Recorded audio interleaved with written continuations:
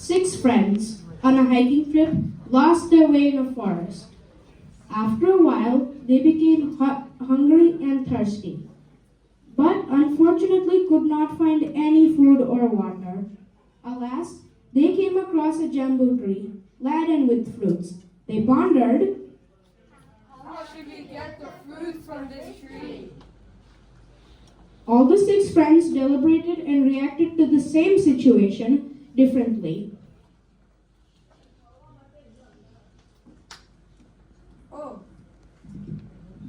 Oh, we finally have options for food. Let's cut down the whole tree and get all the ripe fruit. Well, I have a better idea. Instead of destroying the whole tree, it would be better to cut down the main branches, which has lots of fruit.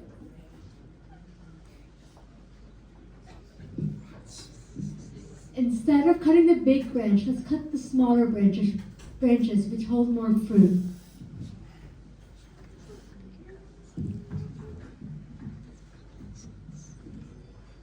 Instead, sever the bunches of fruits hanging from the branches and eat the ripened ones from the bunches. Even by that idea, you can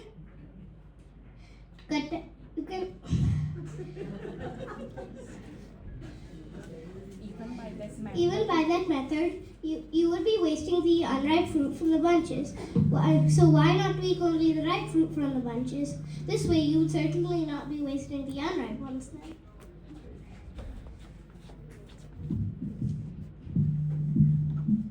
I do not agree with any of you.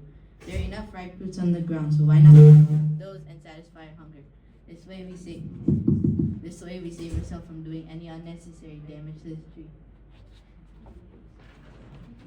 As you can see, all the six friends wanted to eat the jambu fruits, but each one of them had their own way of procuring the fruit. Can someone tell me what we observed in this? We saw that each of the six friends were faced with the same situation, but each one of them had a different reaction. Have you ever noticed that? Yes. Why do the six friends have diverse behaviors? Out of the six friends, what made one to think to bring down the entire tree and the other not to harm the tree at all, instead eating the fruits that lie on the ground? The answer to all these questions is Leshya. Our soul, which is essentially pure and unblemished, gets affected by our inner negativities of our mind, body, and speech, assuming their characteristics.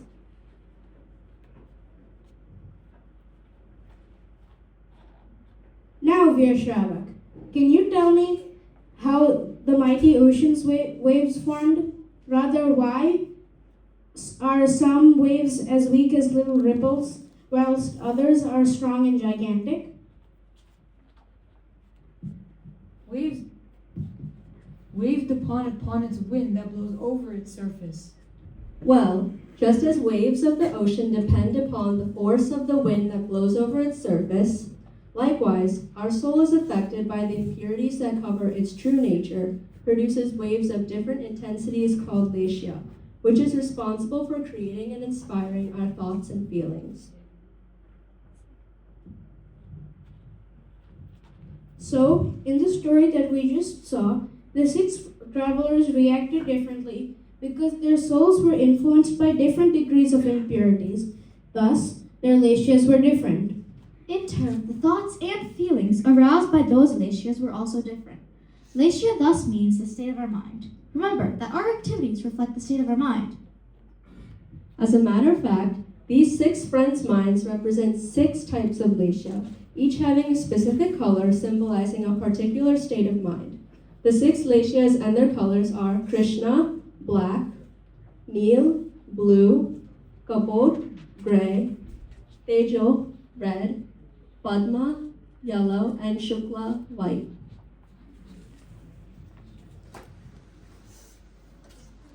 Of these, the first three are inauspicious, as they bring unpleasant results, suffering, and miseries to the soul, while the last three are auspicious and desirable, as they benefit the soul.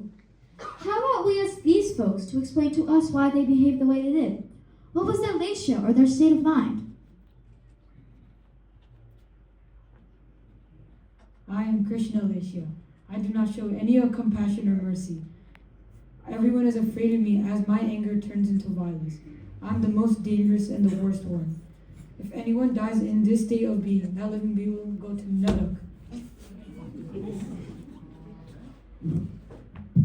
I represent Leshya. People of Leshya are proud, arrogant, and lazy.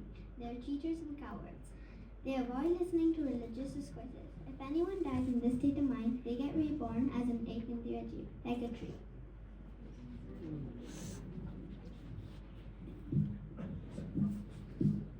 People who are sad and gloomy find fault in others and are boastful and lack mental balance have kapod Leshya. If anyone dies in this state of mind, they will be reborn as a bird or an animal.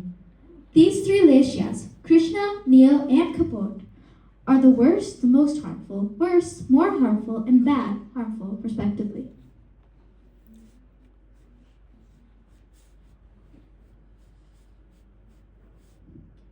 People who have my Leshya, their state of mind are very careful of their actions and discriminate between good and evil. They are kind and religious. If anyone dies in this state of mind, they will rebirth as human beings. I am Tejo Leshya. I am Padma Leshya. I am kind and malevolent. I remain unaffected by joy and sorrow. If anyone dies in this state of mind, that living being will be reborn in heaven as a dev.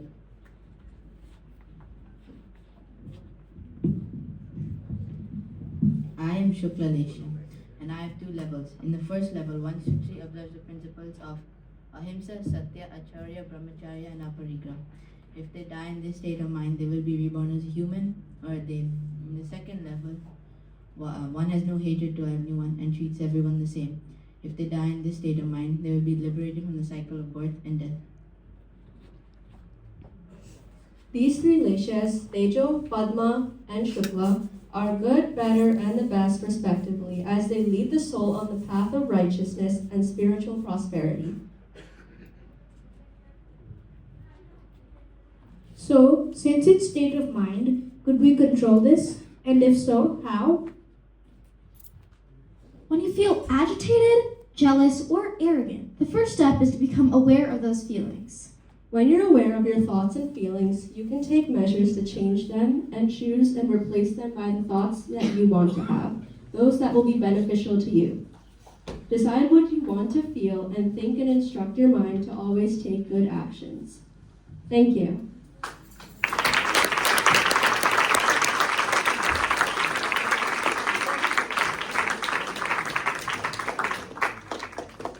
Jai Janendra, my name is Vian Cha.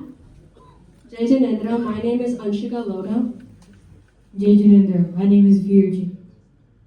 Jai Janendra, my name is Sanvisha. Jai Janendra, my name is Avisha Loda. Jai Jinendra, my name is Diandasa. Jai Jinendra, my name is Hayasha. Jai Janendra, my name is Loksha. Jai Janendra, my name is Kavi Kodia.